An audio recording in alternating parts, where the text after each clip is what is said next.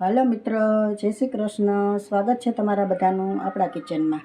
આજે આપણે બનાવશું મલાઈ મેસૂબ.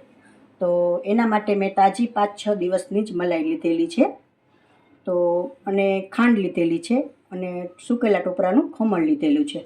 તો આમાં ઘીનો કે લોટનો કોઈ ઉપયોગ નહીં થાય, એમને મલાઈ અને ખાંડ અને ટોપરું 3 જ વસ્તુ લેવાની છે. તો પહેલાં આપણે આને ગેસ ઉપર નહીં રાખીએ, નીચે બધું મિક્સ કરી લેશું. આ નાળિયેરનું ખમણ ને ખાંડ ને મલાઈ 3 વસ્તુ નીચે સારી રીતે પહેલાં મિક્સ કરી લેશું.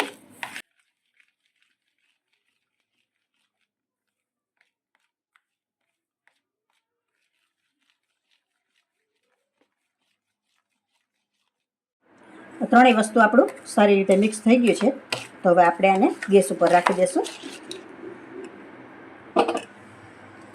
ગેસ ધીમો રાખશું.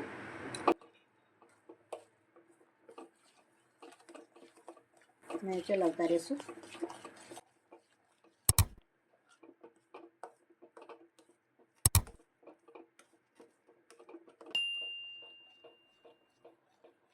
ધીમે ધીમે ગેસે ચલાવતા રહેશું.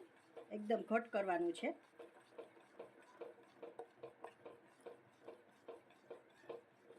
થોડું બદામી જેવું થઈ જશે અને સરસ મેસૂબ થશે મસ્ત.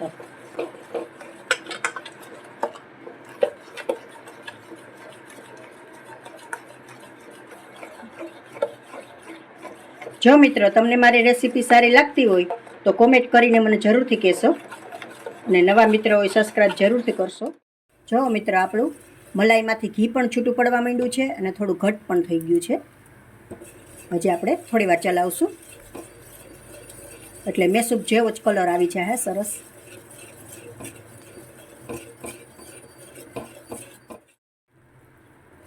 તૈયાર છે આપણું મેસૂબનું મિક્સર. જો એકદમ ઘટ થઈ ગયું છે સરસ.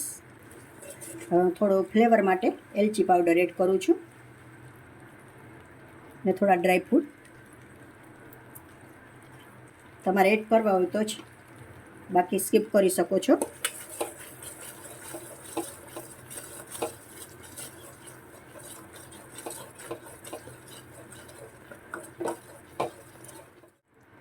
હવે આપણે તૈયાર છે, તો હવે પ્લેટમાં લઈ લેશું આને.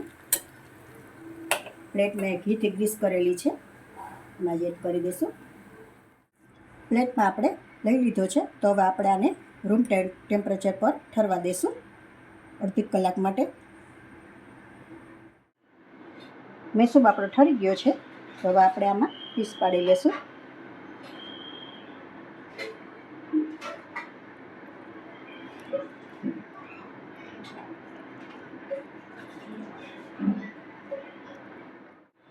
પીસ આપણે પાડી લીધા છે અને સર્વ કરી લીધું છે. તો જો મિત્રો તૈયાર છે આપણો મલાઈ મેસૂબ. જો તમને મારી રેસીપી પસંદ આવી હોય તો લાઈક કરશો, કોમેન્ટ કરશો, તમારા મિત્રોમાં શેર કરશો.